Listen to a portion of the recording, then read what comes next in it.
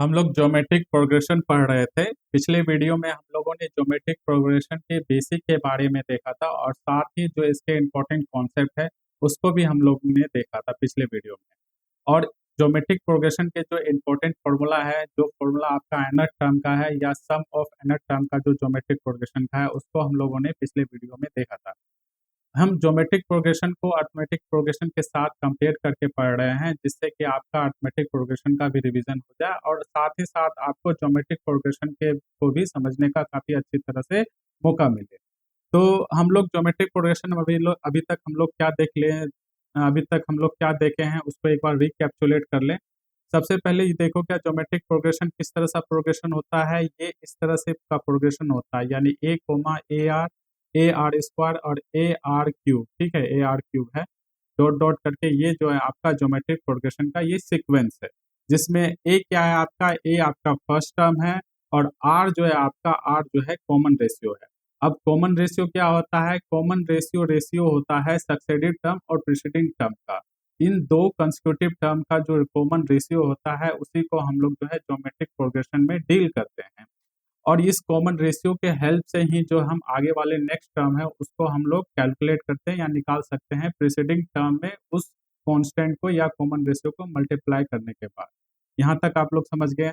nth term का क्या formula होता है आपका ज्योमेट्रिक प्रोग्रेशन में? nth टर्म का जो आपका फॉर्मूला होता है वो ये वाला फॉर्मूला होता है। ये वाला जो है आपका nth टर्म का फॉर्मूला है, जो कि आपका है nth टर्म को ही लास्ट टर्म कहते हैं। आप पढ़ चुके हैं, जैसे कि आपका अर्थमेटिक प्रोग्रेशन में क्या था, लास्ट टर्म या nth टर्म का फॉर्मूला आपका ये फॉर्मूला था।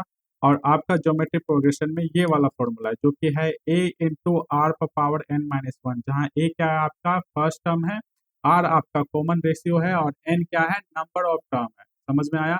और यहाँ n क्या होगा? n होगा नेचुरल नंबर। क्यों नेचुरल नंबर होगा मैं आपको बता चुका हूँ पिछले वीडियो में, क्योंकि n जो है पोजिशन बताता है उस टर्म का उस सिक्वेंस में, इसलिए जो है वो नेचुरल नंबर होगा। ठीक है। अब इसका सम क्या होता है ज्योमेट्रिक प्रोग्रेशन में? सम ऑफ nth टर्म क्या होता है जेपी में? इसका जो है तीन कंडीशन होता है, तीन तरह के। जैसे कि आपका अरिथमेटिक प्रोग्रेशन में क्या होगा सम? अरिथमेटिक प्रोग्रेशन में जो सम होगा आपका, वो सीधा सा ये होता था कि n/2 first term plus last term, यही आपका जो है सम होता था।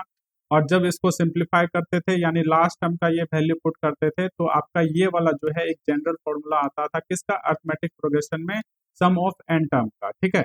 लेकिन ज्योमेट्रिक प्रोग्रेशन में जो सम ऑफ n टर्म का ये तीन फॉर्मूला है, और तीन फॉर्मूला जो है अकॉर्डिंग टू कॉमन रेशियो के नेचर के हिसाब से जो है ये तीन फॉर्मूला होंगे।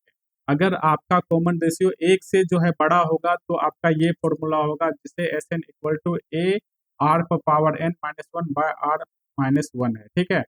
जब r आपका जो है 1 से छोटा रहेगा तो आपका ये वाला फॉर्मूला आएगा, और जब r इक्वल टू 1 रहेगा तो आपका जो है sum of n term in of GP का ये वाला फॉर्मूला होगा। ठीक है, ये वाला फॉर्मूला होगा। तो ये देखो तीन फॉर्मूला है, तीनों फॉर्मूला पे बेस्ड हम लोग क्वेश्चन करेंगे। और कौन कौन सा फॉर्मूला यूज होगा वो आपका कौन बताएगा? r बताएगा। अगर r का वैल्यू जैसे 2 आया, 3 आया, 4 आया, 1 से बड़ा आ जाएगा तो आप ये वाला फॉर्मूला यूज करना। आर का वैल्यू जब छोटा आ जाएगा, जैसे कि आर का वैल्यू नेगेटिव आया, जैसे -2 -1 या फिर माइनस जो है 1/2, ये वाला आ गया, तो उसके लिए आप ये वाला फॉर्मूला। ठीक है। तो चलिए हम लोग स्टार्ट करते हैं। ये सारा जो फॉर्मूला था, ये जो आपका काफी इंपॉर्टेंट और मोस्ट हाईलाइटेड फॉर्मूला में से एक है। इसके अलावा भी जो है आपका एक दो और जो है फॉर्मूला जो आपका यूज होता है प्रॉब्लम सॉल्व करने के टाइम में।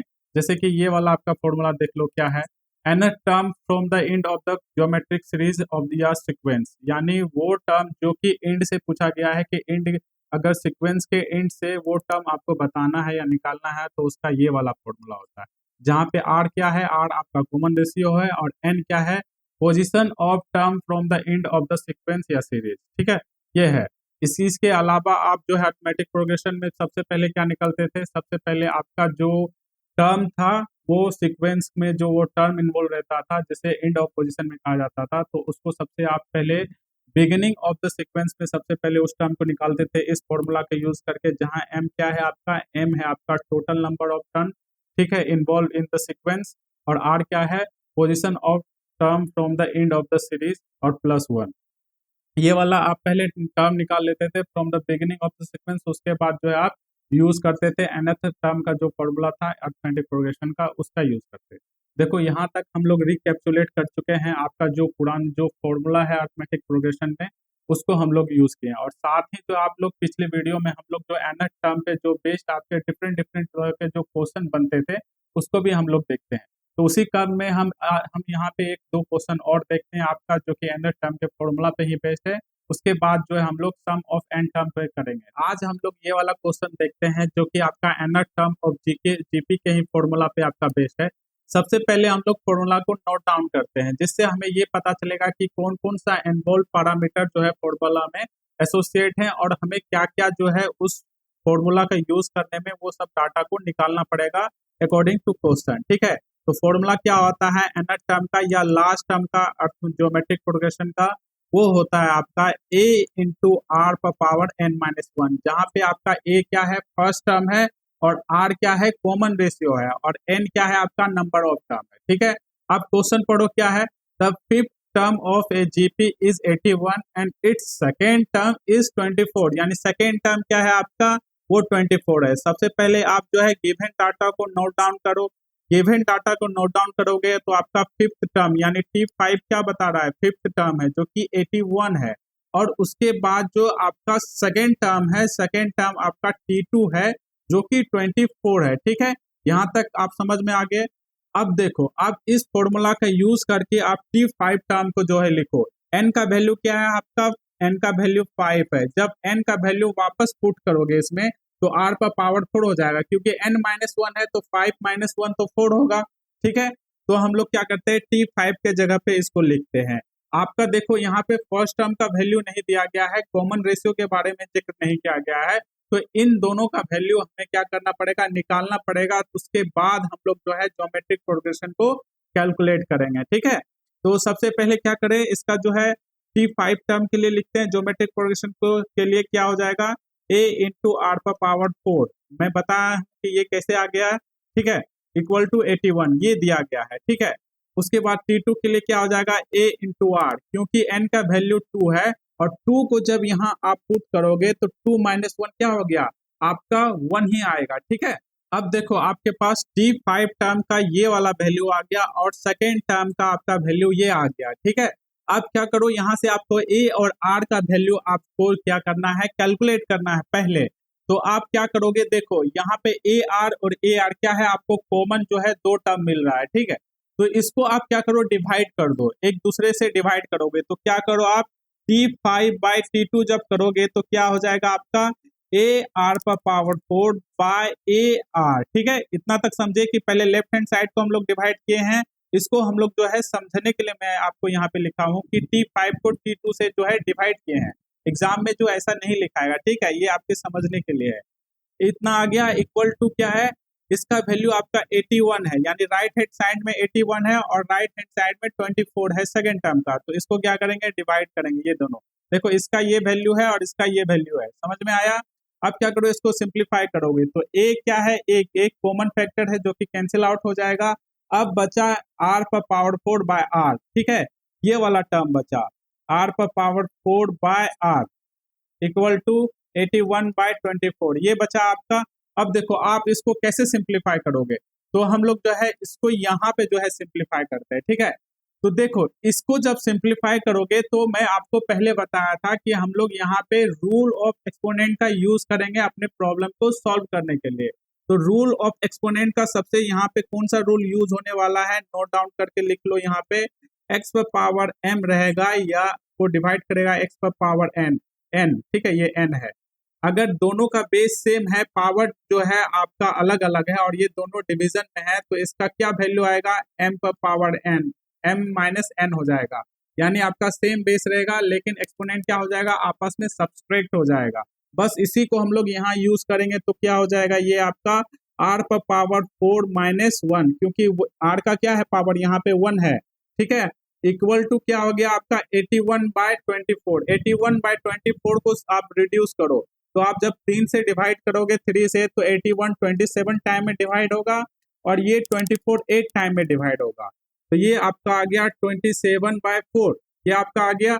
फिर फर्दर जो है आप इसको सिंप्लीफाई करोगे तो क्या हो आएगा आपका r पर पावर 3 इक्वल टू 27/8 है ना, सॉरी 8 है, 8 है, ये मैं थोड़ा सा गलत लिख दिया हूँ यहाँ पे, 27/8 है।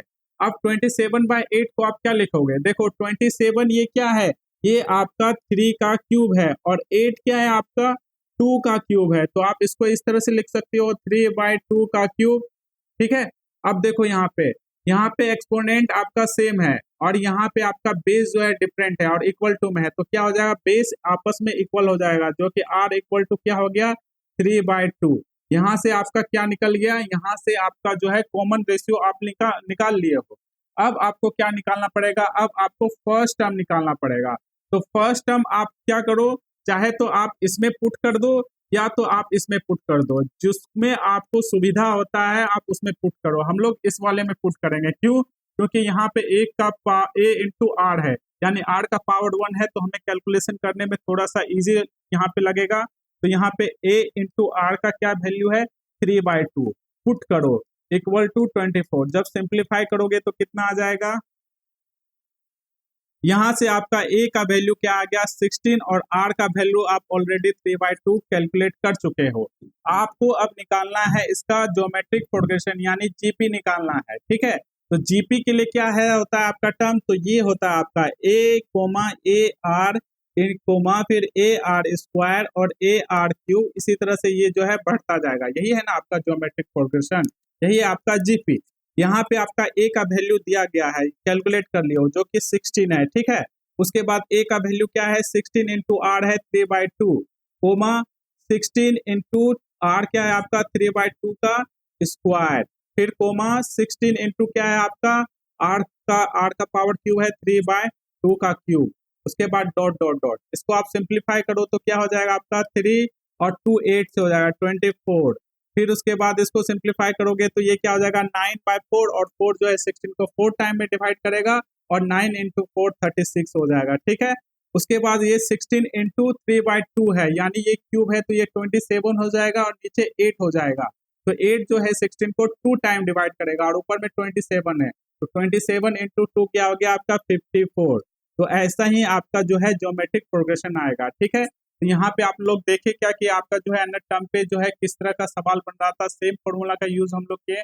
ये वाला क्वेश्चन हम लोग देखते हैं कि ये वाला क्वेश्चन आपका जो है जो दूसरा फॉर्मूला था कि the term from the end of the sequence या एंड ऑफ द सीरीज, बस उसी के फॉर्मूला पे आपका ये वाला क्वेश्चन जो है आपका बेस्ट है। क्या है क्वेश्चन में, सबसे पहले फॉर्मूला देखो क्या होता है, nth term from the end of the series, nth term from the end of the series, and of the series, series क्या हो जाएगा आपका इक्वल टू क्या होता है 1/r पर पावर n-1, ठीक है। r क्या है आपका कॉमन रेशियो, जो कि आपको कैलकुलेट करना पड़ेगा, और n क्या है वो नंबर ऑफ टर्म है from the end of the series. तो n क्या है आपका, यहाँ पे 7 ऑलरेडी दिया गया है, क्योंकि यहाँ पे n क्या है, n का जो है 7 यहाँ पे जो है क्वेश्चन में आपका डिस्कस किया गया है। तो यहाँ पे ये क्या है आपका, ये आपका सीरीज कहा गया है, ये आपका जो है सीरीज कहा गया है। लेकिन देखो ये फॉर्मूला किसके लिए होता है, ये फॉर्मूला आपका होता है ज्योमेट्रिक प्रोग्रेशन के लिए, जीपी के लिए।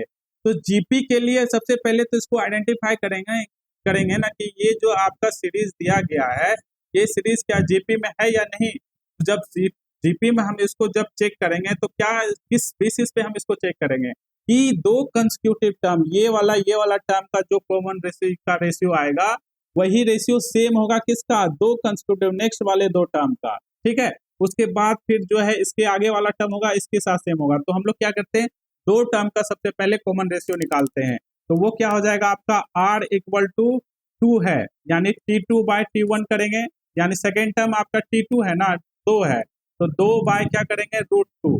तो देखो 2 को क्या लिख सकते हो आप, √2 इंटू √2 लिख सकते हो और बाय √2, तो √2 एक √2 इसको कैंसिल आउट कर दिया, तो आपका यहाँ से कॉमन रेशियो आ गया √2। फिर आप क्या करो, जो सेकंड वाला टर्म है उसके लिए चेक करो, तो उसको आप चेक करोगे तो क्या होगा आपका T3/T2, तो थर्ड टर्म क्या है आपका 2√2, 2√2 बाय T2 क्या है आपका, T2 है आपका 2 पुट करो, तो 2 कैंसिल हो गया, तो यहाँ पे आपका जो है √2 आ गया।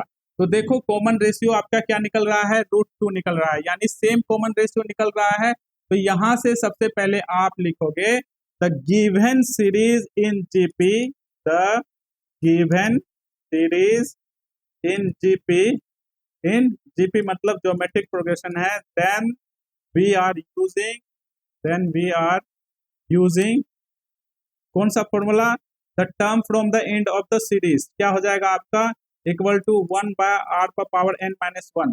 यहाँ से आप r का वैल्यू कैलकुलेट कर चुके हो तो पुट करो, और से n क्या है आपका 7 है, जो कि आपका क्वेश्चन में ही बताया गया है।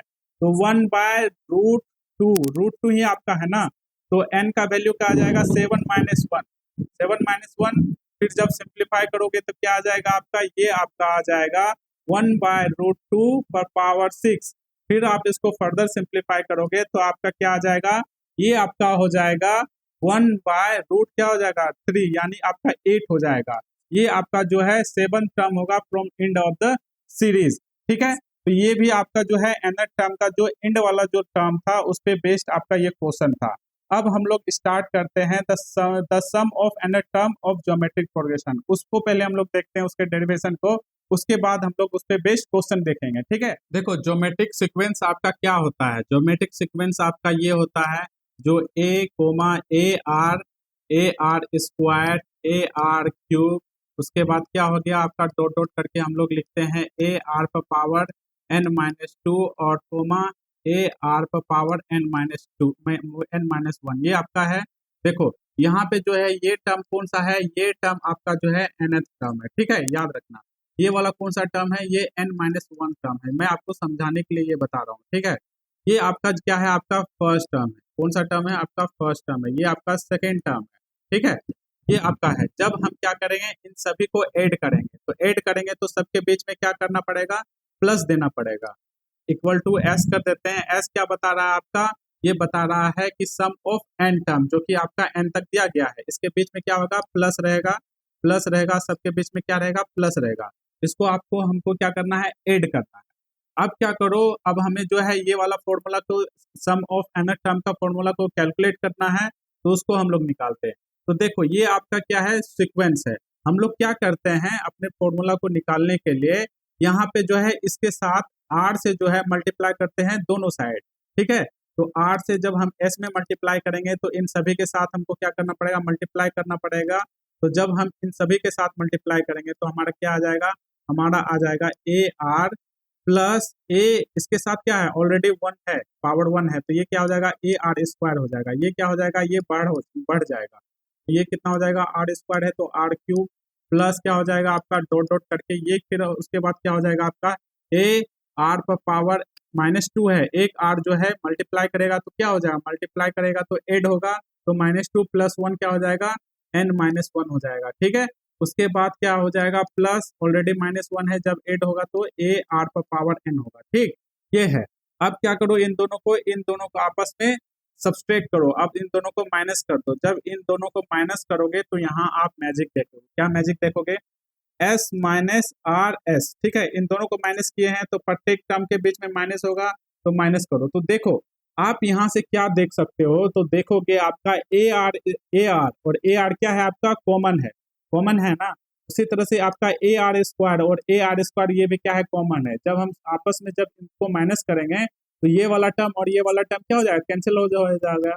और उसके बाद ए आर स्क्वायर और ए आर स्क्वायर भी आपका कैंसिल हो जाएगा। फिर ये वाला भी टर्म, ये वाला भी टर्म कैंसिल हो जाएगा। तो सारा टर्म क्या हो जाएगा, कैंसिल हो जाएगा। बट आप देखोगे क्या, ए आर पर पावर n-1 और ए आर पर पावर n-1, ये वाला भी टर्म कैंसिल होकर के आपका कौन सा टर्म लास्ट में बचेगा, आपका ये वाला टर्म क्या बचेगा, लास्ट में बचेगा। और जो है स्टार्टिंग में आपका फर्स्ट टर्म, ये दोनों जो है टर्म जो है ये दोनों बचेगा। तो ए माइनस क्या हो जाएगा, ए माइनस ए आर पर पावर n है, यही है ना। अब देखो आप इसको सिंप्लीफाई करो। देखो s और s क्या है, आपका कॉमन है, तो कॉमन ले लो, 1 - r हो गया, इक्वल टू यहाँ से a और a भी क्या है आपका कॉमन फैक्टर है, तो a भी जो आप कॉमन ले लो, 1 - r पर पावर n हो गया। ठीक है, अब देखो इसके 1 - r है तो इसको सिंप्लीफाई करके उधर भेजो, तो a पर पावर 1 - r पर पावर n बाय 1 - r होता है। तो ये आपका क्या आ गया, ये sum of n term of geometric progression का ये फॉर्मूला हो गया। लेकिन ये फॉर्मूला कब वैलिड होगा, जब आपका r जो है, r आपका 1 से जो है कम हो, यानी r is the less than 1, then we are using this formula. ठीक है, जब r का वैल्यू 1 से ज्यादा होगा तब आप कौन सा फॉर्मूला यूज करोगे, तब यही फॉर्मूला आपका हो जाएगा a इंटू आर का power n minus one by r minus one. ठीक है, जब आपका r क्या हो जाएगा, 1 से बड़ा होगा, और जब आपका 1 हो जाएगा, जो कि मैं आपको पिछले वीडियो में भी बता चुका हूँ कि यह क्या होगा आपका n इंटू ए। इसको यहाँ पे एक बार ऐसे ही समझ लो कि जब r का वैल्यू 1 पुट करोगे तो आप जानते हो क्या, 1 का पावर कोई सा भी नंबर, 1 का पावर m या 1 का पावर p या 1 का पावर 4 5 10 क्या हो जाएगा आपका, सब 1 ही आएगा। तो यहाँ पे भी देखो r का वैल्यू क्या करो, r का वैल्यू 1 पुट करो, इस वाले में 1 करोगे तो a इंटू वन क्या हो जाएगा, a हो जाएगा, 1 का स्क्वायर वो क्या होगा 1 ही हो जाएगा, तो a इंटू वन हो जाएगा a ही होगा, तो सारा क्या आ जाएगा आपका a। अब जब सब इतना सारा आपका n टर्म a ही आएगा तो a को क्या करेंगे, a को क्या करेंगे, जो जितना टाइम में n टर्म लिखा गया है, n टाइम लिखा गया है तो n इंटू ए करेंगे। समझ में आया ना, तो n इंटू ए आ गया, ये आपका क्या हो गया, sum of N term when common ratio is equal to 1। ठीक है, ये आ जाएगा। देखो बहुत सारे बुक में आपका इस तरह से भी ये फॉर्मूला को लिखा जाता है, कैसे करके, आप जब इसी को हम लोग यहाँ सिंप्लीफाई किए तो आपका कौन सा फॉर्मूला आया, आपका ये वाला आ गया, ये वाला ही आ गया। इसको हम लोग आगे बढ़ते हैं तो s इक्वल टू क्या लिखोगे आप, a माइनस ए पर power n by 1 minus R, यही वाला आपका फॉर्मूला आ गया। इसको आप क्या लिख सकते हो, इसको आप ऐसे तो लिख सकते हो ना, a minus A into R पर पावर n माइनस वन। ठीक है, n माइनस वन इंटू क्या हो जाएगा आपका r ही जो है, यानी एक r जो हम इससे निकाल लिए, तो आपका क्या बचा, बाय 1 माइनस आर, ये आपका बचा ना। तो आप क्या करो, इसमें क्या हो जाएगा, a इंटू आर पर पावर n माइनस वन क्या हो गया आपका, ये लास्ट टर्म है या nth टर्म है, तो आप इसको nth यानी लास्ट टर्म में भी लिख सकते हो, क्या लिख सकते हो, a minus R into L. L का क्या वैल्यू हो गया आपका, एल का जो वैल्यू यहाँ पे आपको दिया वो क्या निकल गया, a इंटू आर पर पावर n माइनस वन। यहीं पे आपका ये वाला टर्म है ना, ये दोनों टर्म क्या है आपका, ये लास्ट टर्म है और बीच में क्या है आपका r है, तो r जो है यहाँ पे आपका लिखा गया, और बाय 1 माइनस आर, ये आपका जो है फॉर्मूला बनेगा अगर लास्ट टर्म अगर दिया गया है तब। ठीक है, फिर भी आपको कॉमन रेशियो निकालना ही पड़ेगा और फर्स्ट टर्म आपका निकालना ही पड़ेगा। समझ में आया ना, तो ये आपका जो है काफी सिंपल वाला जो है एक nth टर्म का फॉर्मूला है। इस पे अब हम लोग बेस्ड क्वेश्चन करते हैं। ठीक है, तो सबसे पहला जो क्वेश्चन आपका वो देखते हैं, ये वाला क्वेश्चन आपका सबसे पहला क्वेश्चन है जो कि काफी बेसिक सा क्वेश्चन है आपका, sum of nth term of geometric progression का। यहाँ पे आपसे पूछा गया है क्या, the sum of 10 term of the series, a series 96 minus 48 plus 26। देखो यहाँ पे भी आपको सीरीज कहा गया है, और एक चीज मैं आपको पहले भी बता चुका हूँ कि अगर आपको सीरीज में ये नहीं बताया गया है कि ये अरिथमेटिक प्रोग्रेशन में है या ज्योमेट्रिक प्रोग्रेशन में है, तो सबसे पहले आपका ये ड्यूटी बनता है कि जो गिवन सीरीज है या सीक्वेंस है उसको चेक करो कि वो अरिथमेटिक प्रोग्रेशन में है या ज्योमेट्रिक प्रोग्रेशन में है। तो चेक क्या करेंगे, सबसे पहले आप इसको अरिथमेटिक प्रोग्रेशन में चेक करो। ठीक है, हम लोग जो है भूल जाते हैं कि हम लोग अभी क्या पढ़ रहे हैं, हम लोग जो सीरीज है सीरीज को पहले चेक करेंगे। तो अरिथमेटिक प्रोग्रेशन आपका क्या कहता है, अरिथमेटिक प्रोग्रेशन कहता है कि दो कंसेक्यूटिव टर्म में जो सक्सेसिव टर्म रहेगा और प्रीसीडिंग टर्म, इन दोनों का डिफरेंस क्या निकलेगा, एक कॉमन डिफरेंस निकलेगा। ठीक है, तो d क्या लेते हैं, t2 माइनस t1 करते हैं, तो t2 क्या है आपका यहाँ पे माइनस 48 है। इसको देखो माइनस साइन के साथ ही करो, अगर इसको आप और सिंप्लीफाई करके लिखना चाहो तो आप इसको ऐसे लिख सकते हो, 96 प्लस माइनस 48 प्लस 24 फिर डॉट डॉट डॉट है, माइनस 48 का होल नंबर हमें कंसिडर करना पड़ेगा सेकेंड टर्म में। ठीक है, तो ये क्या हो गया आपका, सेकेंड टर्म हो गया माइनस 48। ठीक है, उसके बाद क्या है, फर्स्ट टर्म क्या है आपका 96, तो माइनस 96। जब आप इसको सिंप्लीफाई करोगे तो कितना आ जाएगा, ये आपका हो जाएगा 4 और 1 और ये हो जाएगा 14, तो ये 14। ठीक है, 14 हो जाएगा, 144 हो जाएगा, तो माइनस माइनस 144 हो जाएगा। उसके बाद सेम कॉमन रेशियो निकलेगा नेक्स्ट दो टर्म के लिए, इन दोनों के लिए, तो इसके लिए निकालेंगे तो ये क्या आ जाएगा आपका t3 minus t1 equal to t3 क्या 2 हो जाएगा यहाँ पे, तो ये आपका t3 का क्या पोजीशन है 24 माइनस, उसके बाद क्या है सेकेंड टर्म माइनस 48 है, तो माइनस 48। देखो माइनस माइनस क्या हो जाएगा, प्लस हो जाएगा, तो 24 प्लस 48 करेंगे तो क्या वो आपका नंबर आएगा 72 आएगा। तो क्या आपका ये जो कॉमन डिफरेंस है वो क्या आपका सेम है, ये डी जो है इसका और इसका क्या है, ये सेम है जी? नहीं, सेम नहीं है। तो ये गिवन जो सीरीज है वो अरिथमेटिक प्रोग्रेशन में नहीं है। अब हम लोग चेक करेंगे किसके लिए, अब हम लोग चेक करेंगे ज्योमेट्रिक प्रोग्रेशन के लिए। तो ज्योमेट्रिक प्रोग्रेशन क्या कहता है, कॉमन रेशियो दो कंसेक्यूटिव टर्म का क्या रहेगा, वो सेम रहेगा, ठीक है। तो सबसे पहले T2/T1 के लिए देखते हैं। तो T2 क्या है आपका -48 है, बाय T1 क्या है 96 है, ठीक है। तो ये आपका 24 से 2 टाइम जाएगा और ये 4 टाइम जाएगा। अब फिर आप इसको फर्दर सिंप्लीफाई करोगे तो वह 2 जो है 4 को 2 टाइम डिवाइड करेगा, तो ये आ गया आपका -1/2। आर का वैल्यू क्या निकला आपका -1/2। फिर आप जो है नेक्स्ट 2 टर्म के लिए चेक करो, मतलब थर्ड टर्म और सेकेंड टर्म के लिए। तो थर्ड टर्म आपका 24 है और आपका सेकेंड टर्म है -48। तो 24 जो है 48 को 2 टाइम में डिवाइड करेगा तो इतना आ जाएगा, तो -1/2 आ जाएगा, ठीक है। ये आपका आ जाएगा। तो यहाँ पे देख रहे हो आप, क्या कॉमन रेशियो क्या है आपका, सेम ही है। तो ये गिवन जो आपका सीरीज है वो ज्योमेट्रिक प्रोग्रेशन में है। और सबसे पहले आपको यही चेक करना है, अगर कहीं पे आपका मेंशन नहीं रहता है कि जो सीरीज है वो अरिथमेटिक प्रोग्रेशन में है या ज्योमेट्रिक प्रोग्रेशन में है, तो जो आपका एपी और जीपी का रूल कहता है कि वो सीरीज में एपी में होगा या जीपी में है, उसको फट से वहां अप्लाई कर दो। अप्लाई करने के बाद आपको पता चल जाएगा क्या है। उसके बाद जो है आप जो गिवन डाटा उसमें पूछा गया है उसको आप जो है अकॉर्डिंग टू फॉर्मूला जो है उसको आप कैलकुलेट कर सकते हो। तो यहाँ आपका जो है कॉमन रेशियो निकल गया जो कि -1/2 है। देखो एक चीज और आप यहाँ कंसिडर करो, इसको हम लोग जो है बाद में सॉल्व करेंगे ये वाले को, ठीक है। सबसे पहले इसको हम लोग देख लेते हैं। तो यहाँ पे आप देखो कि आपका जो है आर क्या निकला, आर निकला -1/2, -1/2 निकला ना जी। तो -1/2 क्या है, -1/2 क्या है, आर से छोटा है। -1/2 यानी 1 से क्या है, छोटा है। यानी कॉमन रेशियो क्या है, कॉमन रेशियो 1 से छोटा है। तो यहाँ पे आपका सम का क्या फॉर्मूला यूज होगा, Sn equal to a into 1 minus R पर power n by 1 minus R, ये वाला फॉर्मूला यूज होगा। और यहाँ पे आपका जो फर्स्ट टर्म क्या है, गिवन सीरीज में 96 था, 96 ही था ना, आप जो है चेक कर सकते हो 96 है, 96 ही आपका जो है फर्स्ट टर्म है। तो फट से आपका जो है 10 टर्म का आपको सम निकालना है। तो n का वैल्यू भी क्या है आपका 10 जो है ऑलरेडी दिया गया है। तो आपका वैल्यू n इक्वल टू 10 दिया गया है, r इक्वल टू -1/2 दिया गया है। बस पुट करो इस फॉर्मूला में, Sn इक्वल टू क्या हो जाएगा, a का क्या वैल्यू है 96, 1 माइनस आर का वैल्यू -1/2 पर पावर 10,